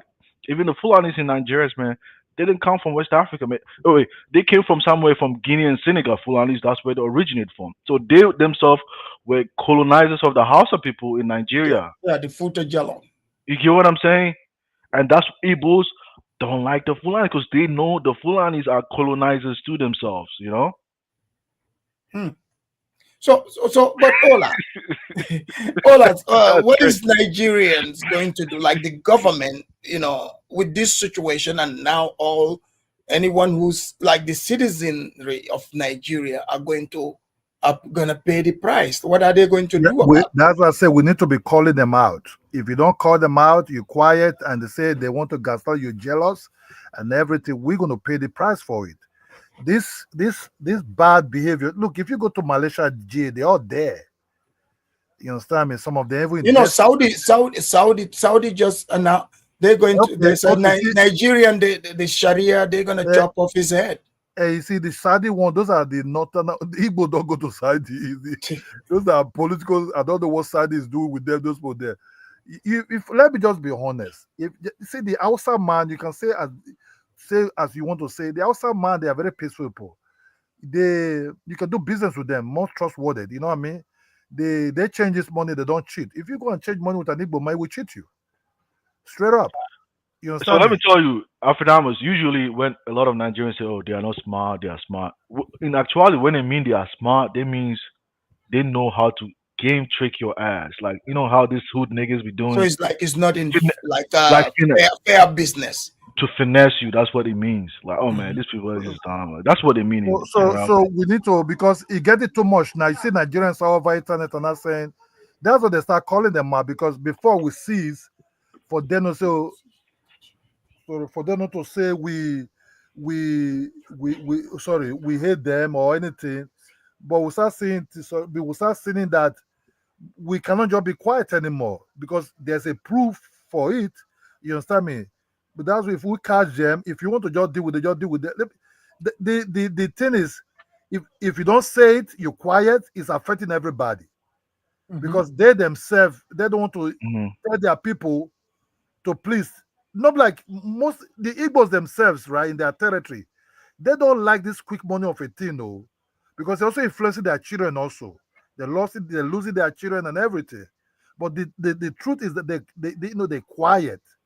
They're very, very quiet about these things. Then when you talk, if you're not from Igbo, they say, "Oh, you're jealous." Yeah, but now, man, I mean, Hush Puppy was not an evil man. Man, No, stop it's that not. bullshit, man. It's partly Igbo. Now, no, well, Hush Puppy is not an evil man. No, You know how, man. Hush Puppy is partly Igbo and partly something. I think Yeah, Yoruba. but Ola, I think the mom is a Yoruba woman. I don't know. Ola, But you have to understand. Hush Puppy parents never really accept Hush Puppy way of life. Yeah, but wait, let me finish. See, even in Ghana, Ghanaians do internet stuff. Like Ghanaians, they don't shy away. Say, oh, Ghana do internet scam, right? But I'm saying when it comes to internet scam, it's not just Igbo people, man.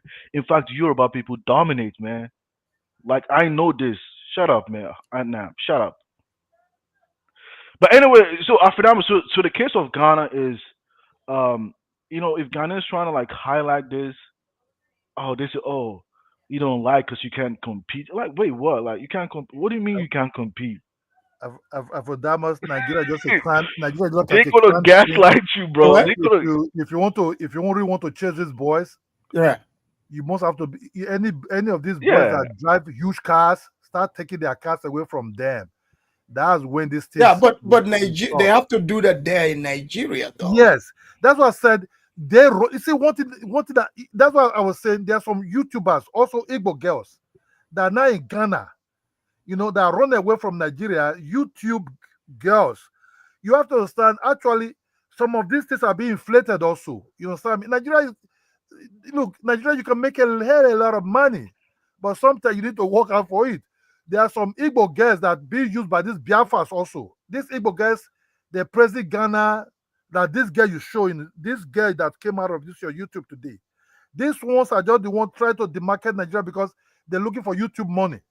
You understand me? They will let Ghana. So, you know, say you need to be very careful with these people, also Ghanaians. All these ones are coming and say, oh look how beautiful Ghana is. Ghana is this Ghana. These are finessing. They're finessing you. Oh, Not that so you're saying, like, let's say people like Wodimai and others, what they're showing about Ghana. Are you saying that's attracting? this one you show, this guy you show, this Oh, one. this one here? This one, he just tried to finesse. What did happen? Ghana. This one is saying the truth. Since I made that video on Monday, this one is saying the truth. I've been surfing the internet, hoping that I will find something on last country in the UK. You they drive Benz in 6.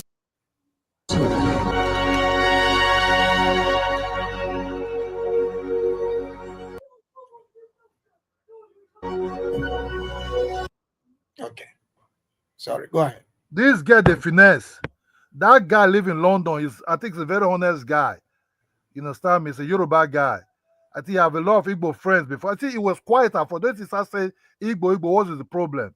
You come to London, in 6 months, you start driving Mercedes. You know, but this one is just finessing Ghana to make money so that they can be giving a YouTube and everything. That guy have a child for a Ghana man. And the Ghana man abandoned her. That guy come with propaganda about Mr. Johnson and everything before. I don't know where she's from, but she also is student. So a lot of these Igbo girls also in Ghana try to demarket Nigeria to make money for themselves. You understand me? That's just the truth. So we know the way Nigeria behave. You know, but Ola, you know who's asking about Nigerians? Yeah. Let me show you. Trump just passed a little thing saying, hey, y'all just got 3-month visa, and that's it. Y'all gotta go.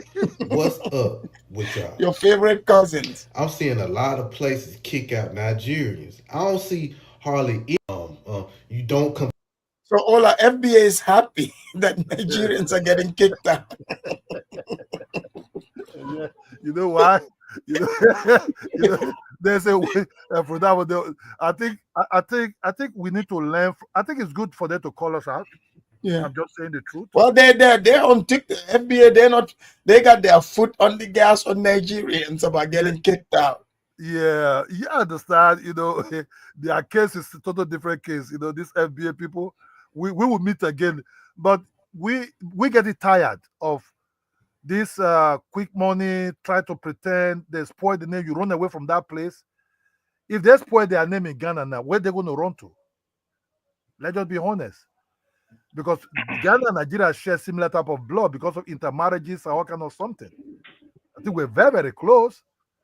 But the Ghanaians are saying, but I don't think Ghanaians are going out to say, "Oh, you guys should leave, man." No. I'm not saying. The anger, based on what I'm seeing, I think the anger is really like boiling out. It's very valid, man. Even before I was dismissing it, but after kind of like watching very close, I'm like, damn, like this shit is getting out of hand, you know. That's what I said. Ola, listen to how what FBA guy thinks of Nigerians. Yeah. Plain. You don't commit crimes. Y'all don't leave kids. Y'all take care of your kids. So what's going on? If y'all got all these qualities about yourself, why these countries don't want y'all in their homeland? That's why I want to know, Nigeria. That's what I want to know. Y'all tell me what it is. Y'all, what else? What else they say? You don't complain. Say, you don't complain. You don't commit crimes. Y'all don't leave kids Y'all take care of your kids. So what's going on? If y'all got all these qualities about yourself, why these countries don't want y'all in their homeland? That's why I want to know, Nigeria. That's what I want to know. Y'all tell me what it is. Afrodamus, do you think social Hold on. media do you think social media have really exposed the true nature of the Yeah. average African? Yeah. Because it seems to me, It exposed everything. I mean, remember back Mhm. when the internet first came, Nigeria was at the top. In Africa, they were able to pull off a lot of the wool off people's eyes, the scamming, with along with their Nigerian Ghanaian counterparts. But the internet is equalizing everything, it's exposing things. Because if you look at today, those people, those Nigerians the ones who are coming with ethnic mindset, having disregard for even the nation called Nigeria, hmm right? hmm But they are represented by that territory. yeah, So they are out. The internet is helping them export what used to be rumor about Nigeria, what used to be exactly, rumor. Now exactly. people are coming face to face, having to see it recorded by they themselves. Oh yeah, that's true. Yeah, Because something before people used to rely on mainstream media, which right, they don't want to report it, right? right. But now, Because then you don't want, just like with the blacks, right? mm, Mainstream media will not report a lot of stuff, but the blacks themselves are recording themselves by bragging, but they don't realize it's bad. Like people, unintended because unintended so it's consequences. like, because the people who are smart, let's say the smart Nigerians and others, they're gonna come and be like, if they are out there defending against things. For example, people were calling South Africans xenophobes, and but the South Africans will not back down as the internet keeps pushing. Now people are making videos, other Africans, even some Ghanaians, they're like, South Africa, we're sorry, we didn't understand before. We're sorry, Afrodamus, Nigeria, look, that's what we're saying, because why other Nigerians have to come in town and started calling them out? Yeah. Because we will it. Which one is far more worse to us now that cause of this problem? We now find out is what they're doing is their business. If you go to Malaysia, they arrest you, so you are Igbo. You understand me? Oh, Yeah, you're Igbo. I noticed that with Nigerian, if like there's Nigerian criminal, when you tell like a regular Nigerian, they'll be like, they don't seem to care. Like, Yeah, Yeah, yeah. Look, no, perhaps Nigeria is a very ethnocentric country, man. Among themselves, we're they're very very, tribalistic. Nigeria is a very tribalistic. tribalistic, man. for example, like me, if like, let's say if I see like a Gambian arrested, I want to know what crimes they committed, where they I'm like. I telling want to you, know, I'm trying to tell you that I want to make sure I know. Gambians don't create divisiveness when they travel outside of Gambia. Like you don't see like what are the ethnic groups that have they think they dominate, over like other minority tribes in Gambia. You don't hear Okay, that. let me tell you this, It's Afrodamus, only right? in Nigerians when they come and you hear about different Let me tribes. tell you Like what the this, hell? Like why don't you form a tribal country then? No, let me just tell you the truth. Let's say I travel out somewhere, right? We might be united as long it's just me and him is there alone. But the moment the other groups started coming, is other Igbo groups started coming, they start pushing me out. So you don't know what they so you don't know what they're doing now. So Okay, Ola, I see what you're saying. Okay, Yeah, so if they are hanging out with just their people, they're even though hanging out, you're all from Nigeria, you cannot speak of it because you don't know what they are doing. so you don't know what they're doing. So we can hang Right. out together, just You one understand Igbo the man language. and me. But the moment their people started coming in, might be up to 3 or 4, they start pushing me out. They start saying, "What is this guy doing here?" You feel me? So we have our own Then problem. how is Nigeria a country then? No, Man, no, but it's a but that was country, but but it's it's a everywhere. Even here in America, for instance, right? Even among Ghanaians, I'm just connected with Ghana based on the Ghanaian Muslims in Ghana, man. Oh, it's true. And Nam said, and Nam, you talk crazy, but you are right. He said, white Americans don't take responsibility for black fuckery. Why should we? Yeah, I mean, Yeah, you Yeah, got a that's point there. So for that one, so we saw if look, let me just Yeah, say but this. in America, if a black person committing crimes, they gonna lock them up. You even know, even after that, even so our they place, don't care right? if you're black. Even yeah, even that's true. even That's true. That's true. even Yeah, I even don't know in about our Nigeria. even our place, you marry. Let me say our women are going to marry an Igbo man. First of all, we ask first, do you share this child? You because he can just abandon you.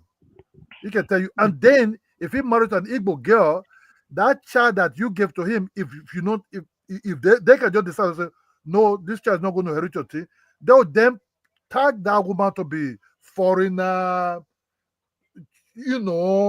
Some Igbo men cannot even take their wives that are non-Igbo to even to their places. Some, you understand me? So Yeah. they're very, very tribalistic in different ways also. We just get it quiet, try to smooth it. No. So there was one Jamaican American lady that went to Ghana, right? So it was one time in a video she went to Abuja. I think she went on Friday, and she was shocked to see a lot of Muslim Nigerians. She heard a lot about Nigeria, but she had no idea there were Muslims in Nigeria. She was like, man, look at them, Muslims. They have a lot of Muslims in that. They Zongo, didn't know, man. So Afrodamo, like, Zongo is undercover Zafara state man. He just come here to.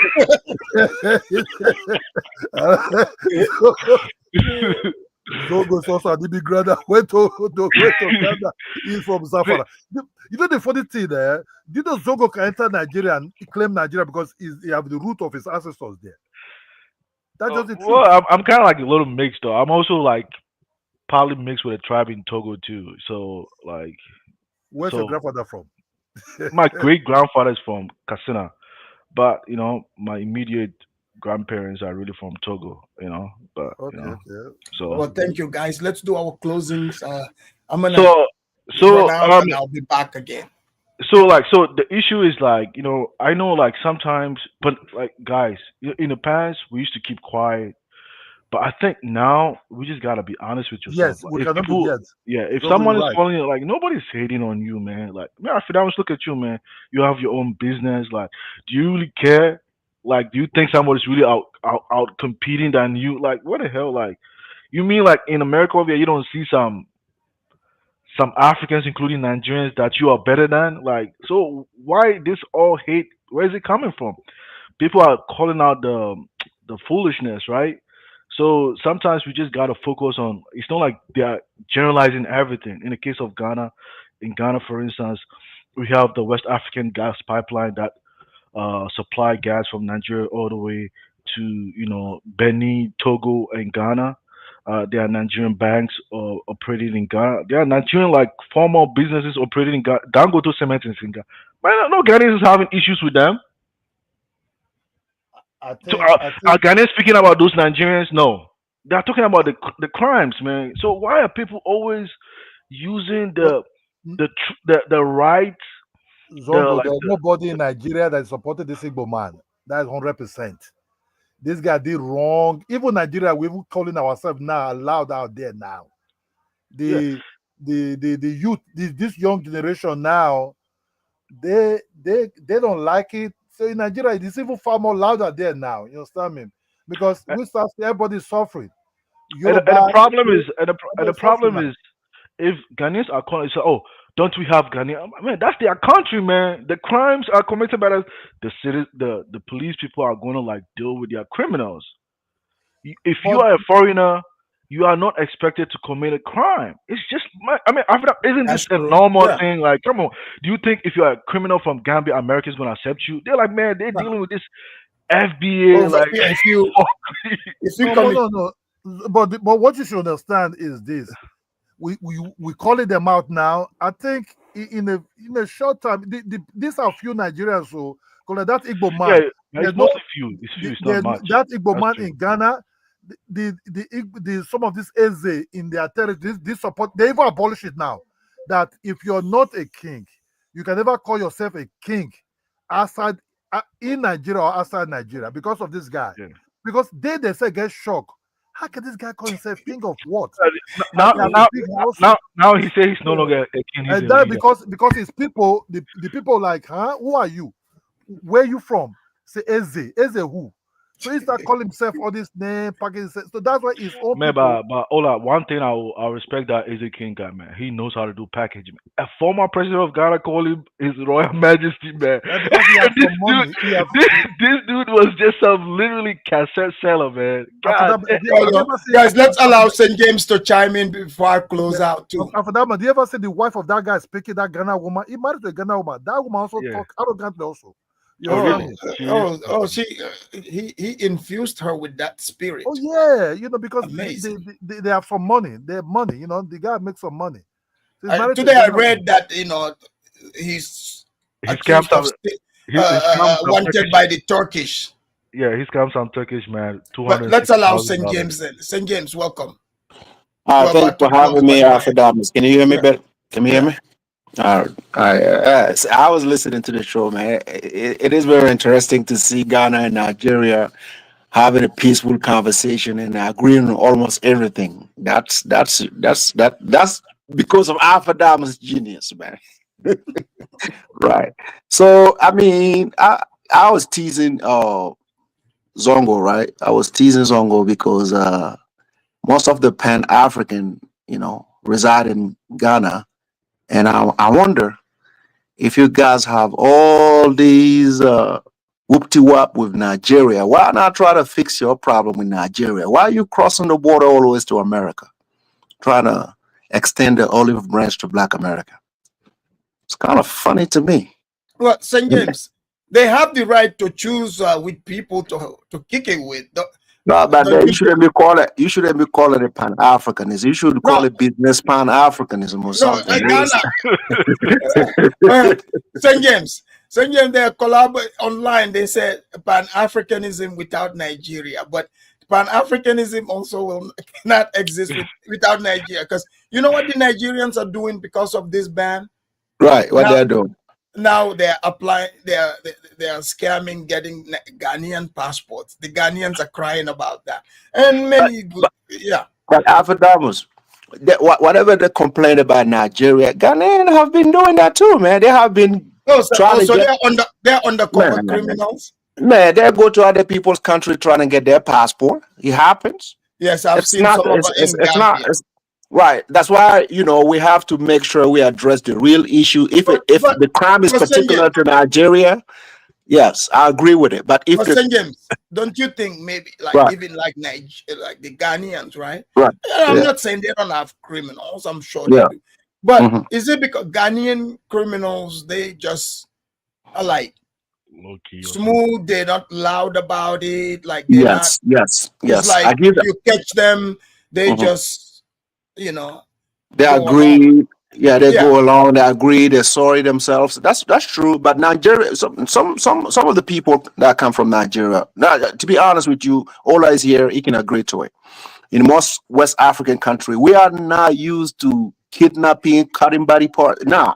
So when we see that in our country, we know this comes from a specific group of people in West Africa. And most of the time, when we catch them, the evidence doesn't lie, and it's been happening here. Not quite a lot, but in Burkina, we caught a few guys, they did the crime, and when we got them, guess what? Well, before I leave, you guys can stay with me here. We would just, send one stanky leg to Nigerians. Here we go.